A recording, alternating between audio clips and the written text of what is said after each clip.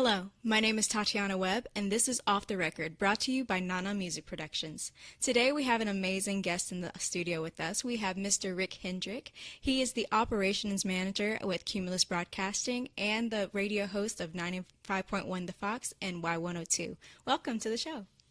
Well, thank you for having me, Tatiana. It's been a while since we've spoken, but glad to Absolutely. be here.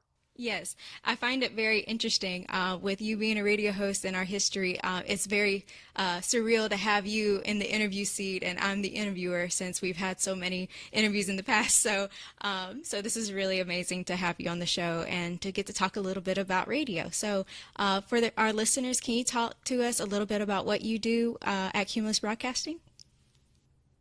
Okay, you mentioned operations manager for Cumulus Broadcasting. We have 6 stations for FM2 AM that I'm the operations manager for those 6 stations.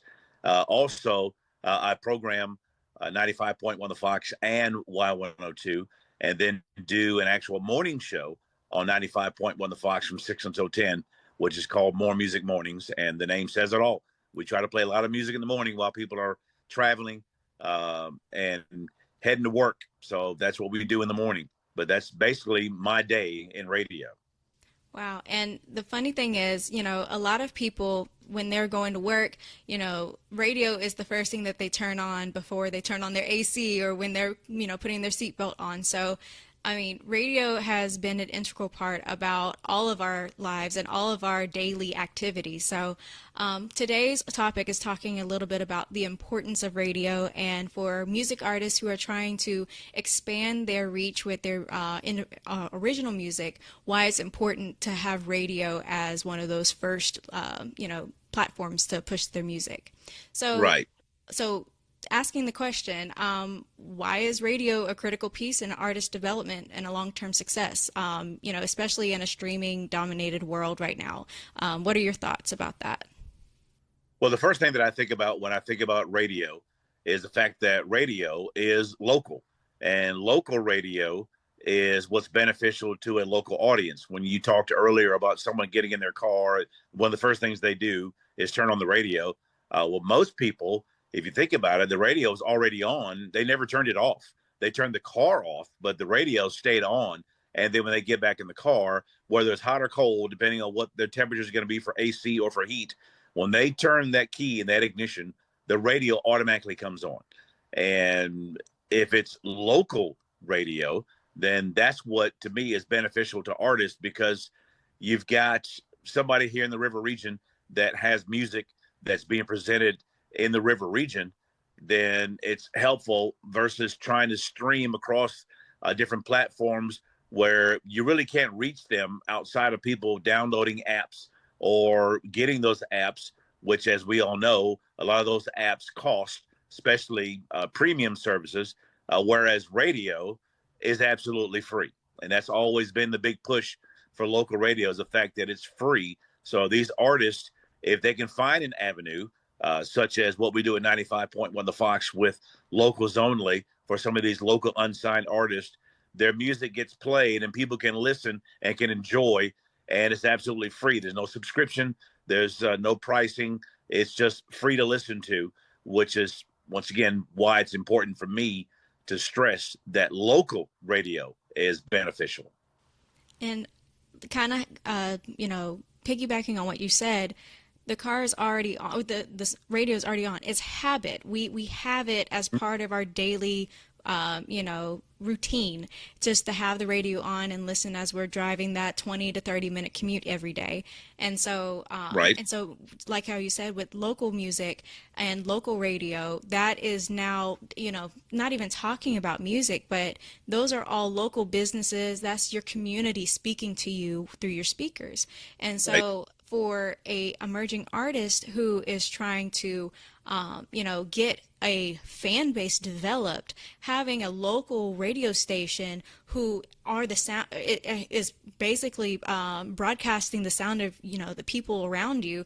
That's the platform you want to get onto, because now you have your own community listening to you every morning, or during certain segments, like how you have the your locals only segment with the Right. Fox Consumer Guide to New Rock. Like it's it's building up that fan base, so that way now when you go to different cities, you're like, you know what, now you're just branching out and building your fan base rather than, oh, I've got my home base secure, taking, supporting me. So Right. yeah, it's essential for an artist to be able to have their home, support them. Right. I Yeah. always say that uh, there are stepping stones or steps to your development as an artist and getting your music out, and that's the perfect first step is your local home base, wherever you're located. You get a fan base built there, and then you Mhm. work your way to a regional area. And if your music and your dedication to your music increases, then that regional can become national. Mhm. And not every artist will work out that way. But if there's a formula there for someone to even try, that first step is local. Yeah. And even talking, you mentioned national just then. So even getting like bookings and sponsorships and different label interests and festival opportunities, like all of those opportunities open up when people can hear you. And your credibility is built because now you have a radio station backing you enough to play your music regularly. And so now when different opportunities come in for you to perform, it's like, oh, well, this radio station or these radio stations in my area play my music, and it's on a regular rotation. So Right. it again, it adds to that credibility. So I do want to talk a little bit about radio rotations, just a little bit, and spins, and just kind of those terminology, because a lot of music artists don't get to, or they don't know those terms, because again, everything is streaming, or everything's on social media platforms. So can you talk a little bit about the terminology? So when they are negotiating, or when they are asking a radio station to play their music, what's the right terminology that they should be using? Well, actually, spins is exactly what it is, and that's just a word that describes their song being played. Every Mm-hmm. time it's played, it's a spin. And when they have a label or a music producer behind it that is associated with either BMI or ASCAP, they can have those spins registered so Mm-hmm. they can actually see that a radio station had 5 spins, 10 spins, whatever the number is per week. It's kind of like if you compare it to the streaming world, when you have a song on a platform that's streaming, they look at views or plays on that streaming platform, and it's the same thing. Every time somebody looks at it, or every time somebody pushes a button to play the song, then it's counted. Well, radio, every time that song is played on the radio, it's considered a spin. So spins is probably the perfect word to describe what happens when somebody has a song played on the radio. But Yeah. it's later on when they have licensing for that song that it gets recognized nationally. Every time a song is played, whether it's from 1967 or 1997, every time a song is played on the radio, that spin is registered through BMI, Mm-hmm. and you can see that artist and that song and how many times they were played in a week. So yeah, spins is probably the biggest term. Yeah, and just going a little step further for our listeners, that is also what, when you are negotiating, your spins, your different agreements with radio stations, what terms you can start to set for yourself. Do you want a light rotation? Do you want something a little more heavy, or a happy medium? It depends on where you're at with your growth pattern as an artist. And so as an emerging artist, yeah, go for that light one. Just try to get the exposure first. But Mhm. but that's where you can start having some leverage in your negotiations, when you start having a lot of different radio stations playing your music, and now you want to add a new one, and you want a heavier rotation. Well, it's like, yeah, well, I've got all these other ones, so there's a credibility behind my music saying that, hey, I deserve, or I can bring more listeners to your platform if you give me a heavier rotation. So Right, yeah, so that's a little bit of information that we can go with rotations and how many spins you can negotiate. So right. Yeah. Well, So, and I can also okay. tell you Yeah. that even these bigger artists these days that are putting out songs, one of the things that their labels do, whether it be the RCA or a Sony, whoever it is, whenever they send emails out to program directors like myself to talk about this new song that's coming, one of the things they love to do is, hey, this song is already on W so and so and K so and W so and so, to kind of tell you how many times it's being spun on a particular radio station per week and how many stations have added it to their playlist. So even the bigger artists that are already there, already signed, already on rotation, that's the biggest way for them to get the word out to another radio station to Mm-hmm. try to influence them to play the song. So it can start even at a local level with, if you get a station or if you get someone playing the song, then you can go to the next radio station and the next person and say, hey, they're playing it over here. Mm-hmm. And then you ask them to play it there. And then you build up that base of different people playing your song. What's funny is back in 2017, because I didn't even tell listeners how we met, but back in 2017, I was in Nashville at my internship with Sony with RCA Inspiration, and so that's the gospel label. And Right. one of my tasks was to track the spins for the artists that we represented at the time. So we would go to like Media Base and what else? I forget. I think it was Encore and all those different platforms and stuff to track how many spins each song was being pushed and how we knew when an artist was eligible for the Stellar Awards and all of those things. So it was really interesting seeing that side of the industry and all the analytics and all the numbers and stuff like that. But kind of going back to our story, just a little bit of an origin story. We ended up meeting in 2016 because I was a young little first emerging artist, and I was trying to do exactly what you were advising our artists to do. I was branching out. I was trying to get my music on radio, and you happened to have the Fox Consumer Guide to New Rock in your locals only segment, and Right. that plays. It still plays every Sunday from 7 to 9 on evenings, and at 8 o'clock, I would hear your voice like light up, and it's like, all right, here's the locals only segment, and then you hear like Tatyana with her song Rebel or Lethal Weapon or whatever, and it was so amazing when I was a young artist because it was just like, Mom, Dad, family, everybody tune in. And when I moved into my house, I ended up getting my granddaddy's record player, which also had a radio on it. And so I would light that up. And the very first thing that I played on it was I turned it to 95.1 The Fox, and I made sure it was on Sunny, and I blasted it. And I forgot if it was Rebel or Lethal Weapon or whatever at the time, but I was just like, wow, my song's on the radio on my granddaddy's record player in my house. Like, Hmm. that's amazing. And that's when I didn't have furniture too. So I was dancing around and it was so much fun. But I mean, that is just an impact for a young artist and just kind of a success story because I don't know how many years you had my music on. I think it was like 2 or 3 years for a while. And so all is to say, any artist, especially ones in the Montgomery area, you should definitely submit your music to Rick's segment because it's a great platform to be able to get your music exposed again to your community.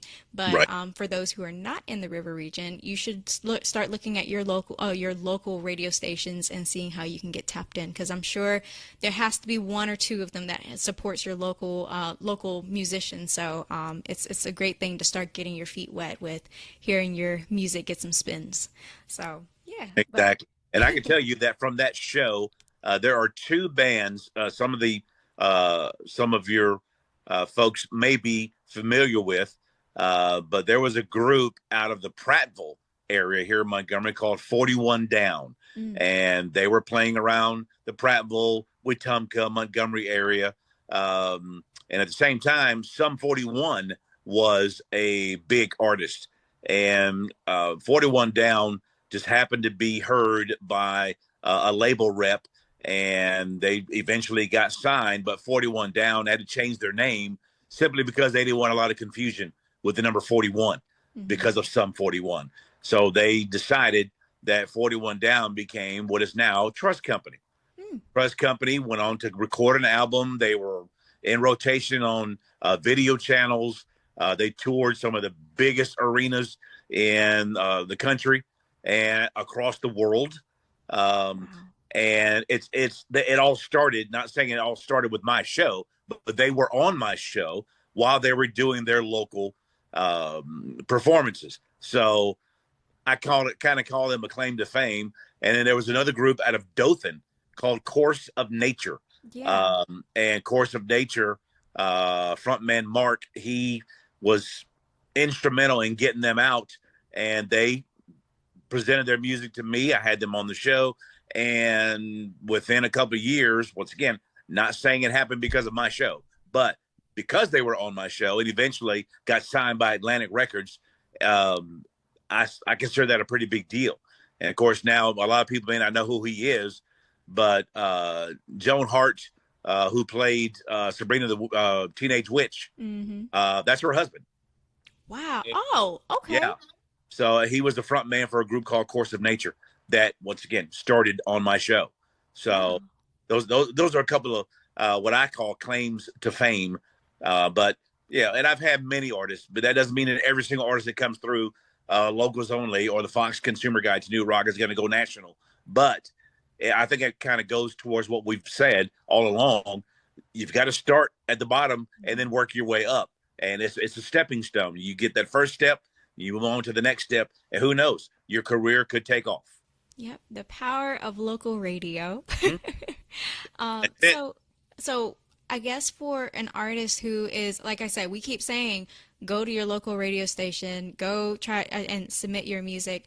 But what is it that, okay, at least with Cumulus Broadcasting and your office, what is it that you're looking for when you are receiving submissions? Like, what do you ask for from artists to submit to be considered? Well, if they've got a song that's recorded and mastered and ready to go, whether it be MP3 or waveform, I need them to send that to me so I can listen to it. And quite honestly, before it actually gets on the air, I want to take a listen to it with my ear, and I'm looking for the quality of the recording. I don't want to do a disservice to the artist. If the artist has a bad recording, like whatever the studio is, just wasn't top notch, I could tell by listening to it, and I will suggest a different recording studio. Don't change the song, don't change the lyrics, don't change it, but you need better quality of the recording. And maybe there's a different studio that I can get you in touch with that is better than what you use, whether it be your own home studio or whether somebody did it for you, a friend, or whatever it may be. The first thing I'm listening for is quality of the recording. Because before I put it on the air, I need to have good quality. I don't want bad quality. Of course, it doesn't sound good on the air, but it also does a disservice to the artist.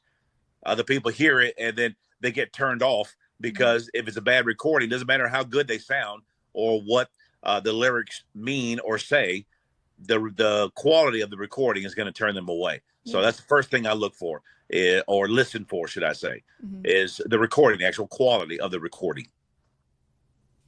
Okay. So I guess, so quality of recording, and then are you looking for even just more on a materialistic term? Is it, MP3 or just M4A, or, is it just simply a, whatever file that they have and that can be streamed onto or put onto your software to be able to good grief, play it. That's basically all you're looking for, and then just the name and the artist.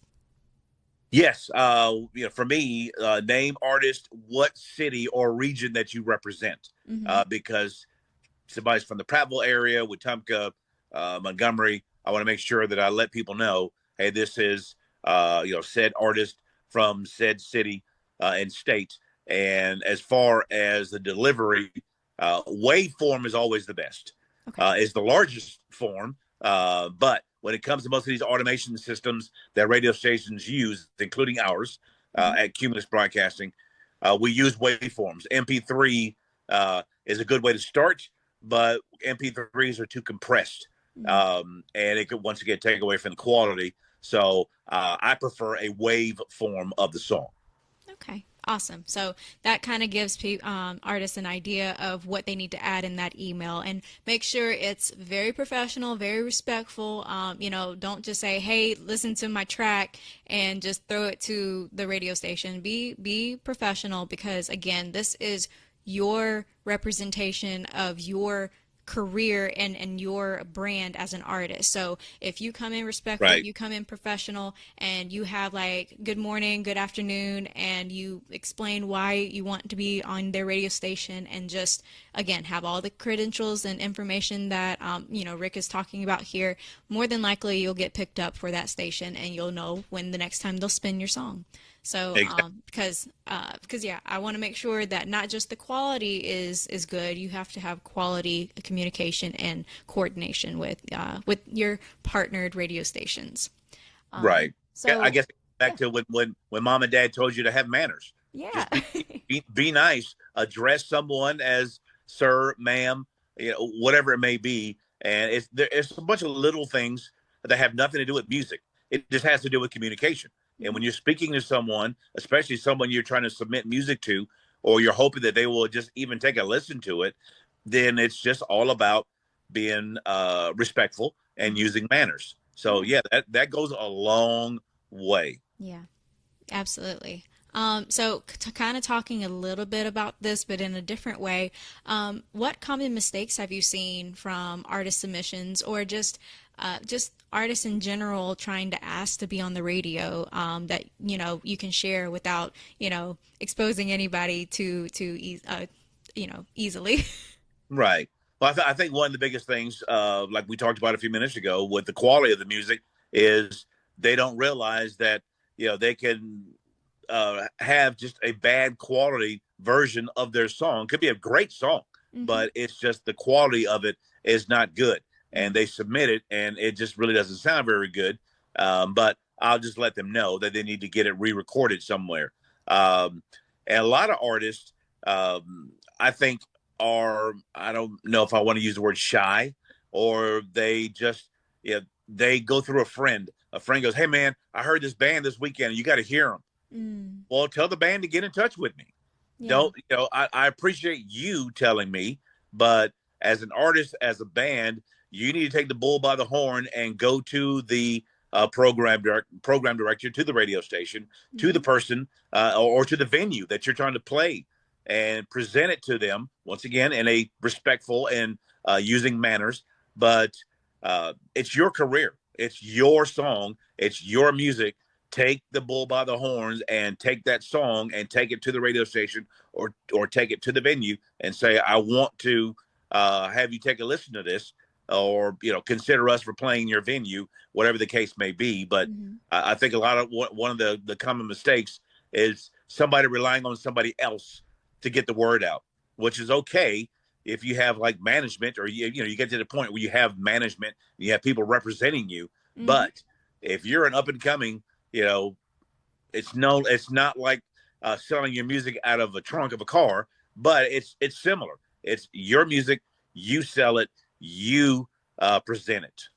I love that. Yep. Because again, there's a lot of recommendations out there, and a lot of, how you said, they're great and everything, but Hmm. until an artist formally requests that collaboration with you, it's Right. it's it's like, we don't know if they actually want to be on the radio like that. So, and again, it's your career, it's your business that is being, in this case, aired on the radio. So, Right. you have to be the one to request it, Hmm. or your representation, whether your manager or whoever is working with you to do that. Okay, well, we're rounding out on time, so I always ask this question. Okay. You've given us a lot of really great information here. So, is there any final, advice, tips, or any just last words that you'd like to give to listeners while we're here? Okay. Well, I could tell you something I've told a lot of people, and I'm sure I probably told you the same thing. That when it comes to your music, Mhm. as an artist or even a band that has music and has songs, uh, program directors like myself and other program directors around the country, will know the passion you have for your music and for your songs. Mhm. And if it's there, I think that's going to help not only with the program directors and radio stations, but it's going to help you personally. If you have the passion, if you have the dedication to that music, then show it and make sure that other people see your passion. If you don't have it and you don't have the passion, you're not motivated, your career will not go very far.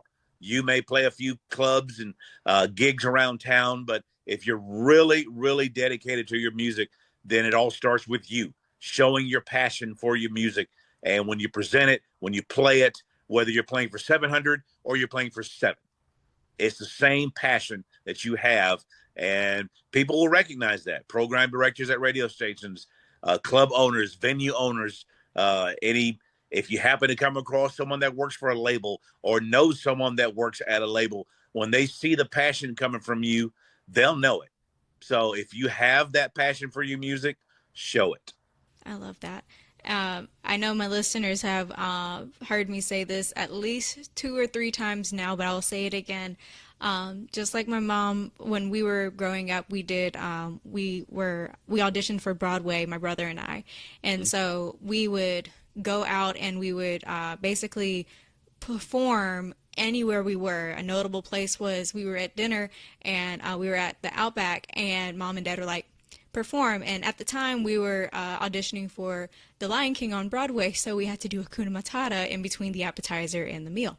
So that was a great building block for our child development, but in our performance development. But the point of that is you never know who is in the room, you never know who you're talking to, and you never know what opportunities might come out of a moment with somebody. So you have to, again, going back to how we talked about being respectful and stuff, but that also means everything, whether that is your song, whether that is your social media post, whether that is you going to the grocery store, any interaction that you have with somebody is now representing you and who you are. So we talked back on previous episodes about branding and identity. So this, again, plays a role with it. This is just another platform of your identity and your brand being projected. And now it's being broadcast to a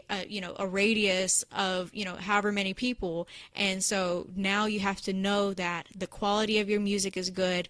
The content of your music is good. It's enough for somebody to want to listen in and tune in and have it on their station regularly. And the more that you are bold enough to be able to make those connections with radio hosts and program directors and being able to make that a collaboration happen, now you are starting to build and grow your business as a music industry, music artist. So, Right. So yeah, awesome. Well, if someone wants to get in contact with you or with your station, please let us know. How can we get in contact with you?